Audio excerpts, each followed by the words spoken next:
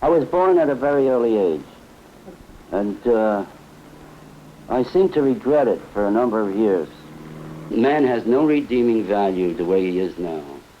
So for the first 30 years of my life, I would say I lived in a gray, two-dimensional world. I still believe that that's what if we can't conquer those three enemies of boredom, loneliness, and the fear of death, then there's no hope for the world. I didn't have much training. I just high school graduate. I started going to City College in New York and then gave up. People who are self-righteous, you know, and feel they're right a great deal, go through a hell of a lot of suffering. I just been knocked around. I've had a variety of jobs. I worked in a circus. I worked on a boat, and I did this, a stock clerk, a salesman of television. I did 50 different jobs and got fired from 49. You ain't gonna get no further along till you like what you see when you look in the mirror. But I decided at the age of 45, when I was doing window displays, I wanted to do something useful for the world. I felt kind of useless and aimless in my job, like most people do.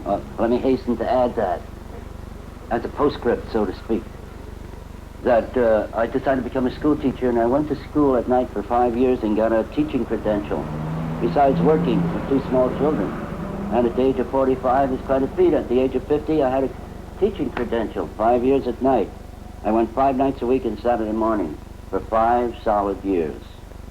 And if that isn't discipline, I appeal to you up there, what is? If we stripped away the thin veneer called our personality and revealed the creature within, if we didn't have to worry about what other people thought about us, then we'd reveal ourselves as very far from noble people. This, of course, is struggling humanity, and this is me bringing light to the world. I feel I don't have an ego to speak of. I am open and above board, say what I think, say what I feel. I don't have hide, I don't make reservations, I don't do the number that you do. I better be careful, I want to hurt feelings, you know. I've been painting on it for about 7 or 8 years, and it seems to be a hopeless mess. Yeah, I like myself. It took me 60-some-odd years to do it. I used to look in the mirror, and I didn't like what I saw because I didn't like my complexion or the lines around under my eyes, and I studied the lines under my eyes for aging. The deeper the purple, the sicker I was. You know, I was a full-fledged hypochondriac. I got rid of a lot of things, Buster, much more than you did. And it took me a long time, and maybe it won't have to take you so long. I'll show you a few shortcuts if you're, you know, adept at listening. My favorite art, I don't have any. I think the whole art scene is a bullshit scene, if you don't mind what I'm saying. So the only reason I paint now is because whenever I get bored of whatever I'm doing in the house, then I dash out here and dab on various, hoping that eventually something will materialize from this mess, which I'm about to give up on and throw it away. Norman Peale is a great inventor of this idea of thinking positive. I do the cooking when I feel like it. I don't feel under any obligation to cook. I do it because I feel inspired. Well, I don't think either negatively or positively. I think with a third force.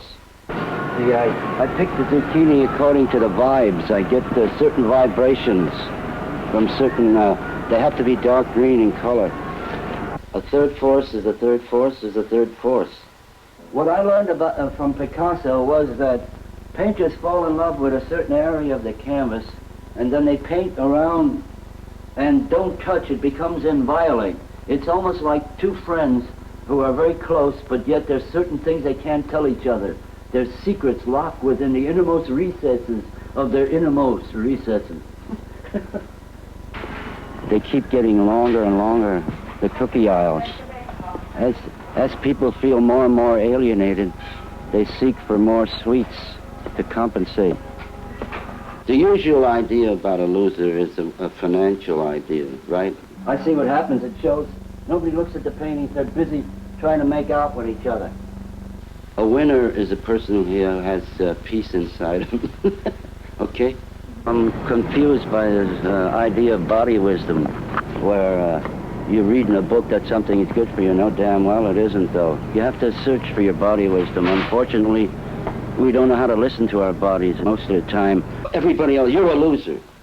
You have no peace. You don't know how to relax. Because it's a silly way to invest your ego. Bleach is all I need. And I can whiten my skin and go down south. Whistling Dixie. Every actor loses his soul. This is what bugs me. What? They raised the price about 10 cents because of the drought and the destruction of the orange groves, but they had about 3 months' supply, so the supermarket's going to make all that money. They're all Faust, selling their souls to the devil. And the devil is the false face that an actor has to put on at all times. He has to act. You know, what does it mean to be an actor? To be an actor is to assume the role of another person, to see life through someone else's viewpoint. Actors can't do that. They're too subjective. I don't mind capitalism at work as long as it don't hurt me. And most of the actors are very superficial people. There's only, you know, maybe 2 or 3 real actors. Jimmy Cagney was a real actor. Because when he was himself, he was enjoyable to watch. 73. He did a hatchet job on the orange juice. That's why Bing Crosby fell off the stage the other night. Who the hell wants to watch, you know, an Olivier pose in a Shakespearean role? I come here once in a while because it's too prettified, it's too man-made.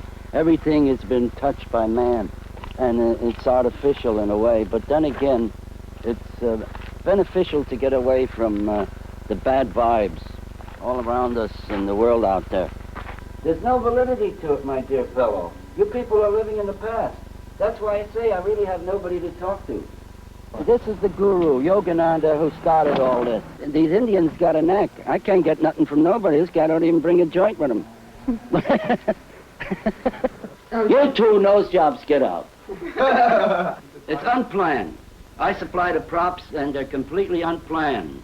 Before the nose job, see, you had a complex about you. Now, both of you looked in the mirrors as kids. Why do men build monuments to their ego? And the bigger the monument, the more colossal the ego. So you developed some kind of deep-rooted, complicated, complex, emotional feeling about your self-image. Real at the gut level. Then what happened? Along came a doctor and tinkered with your nose and put a good nose on. That's enough of that Fellini jazz. But down here at the gut level, in the solar plexus, in the emotional center of the nose was wrong. They still have the crooked nose. The bump is there. The bump is there, and the lump is there. I, the Buddha, who wept for all my brother's fears, laugh now, and I'm glad. I know there is a deliverance. Listen, you who suffer. Know that you suffer from yourselves. No one else compels you to suffer. I have certain standards. If they don't measure up to their standards, well, I can make it very well alone. I love my company. I'm a creative person. When I'm not writing, I'm painting. When I'm not painting, I'm reading. I'm not a very needy person when it comes to people. So I have a high standard. We suffer the loneliness of the big city or the small town, the lack of intimate friends to confide in, the aloneness of old age, the agonized self-consciousness of youth, the aloneness of not belonging, and finally the aloneness of not caring. By the way, this is self-portrait. Well, I wrote poetry for about 2 years and decided after it was published in several obscure magazines that it was an ego trip and was not necessary for my growth or self-development. I don't get enough respect. You have as your weapon, as your shield, that mechanical monster that keeps buzzing away and creating, you know, a certain amount of tension, also security on your part. As you hold the tripod, it gives you a sense of security, and my words have no effect on you whatsoever because the sense of security with that magnificent weapon that you now possess against me. I thank you. I'm a great painter. Well, that's the end of this. I look like Einstein. All religion is dope. I got a lot of knowledge and a lot of understanding, and if people want that, then they have to give me respect. my idea of respect, otherwise they ain't gonna get it. All religion is the opium of the masses. I haven't voted in 5 years. Christianity. Yeah. The cat made a mistake when he allowed himself to be crucified. Why? Because I used to be very political. Here's an idea that's lost its pep. It was okay 2,000 years ago. So what happens to all the ideals once man gains power? It's not a bad symbol. It's a mandala, actually, but they're still worshiping the golden calf. Anytime any group of men seize power with force and violence, they come to the same end.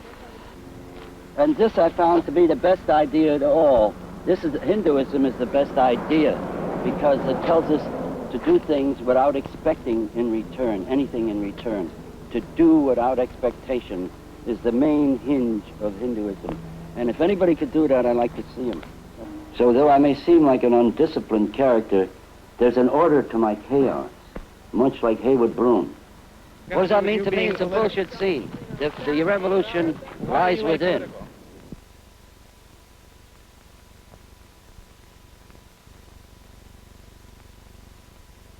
There's always a light at the end of the tunnel. So if I haven't got the right people now, I'll get them later.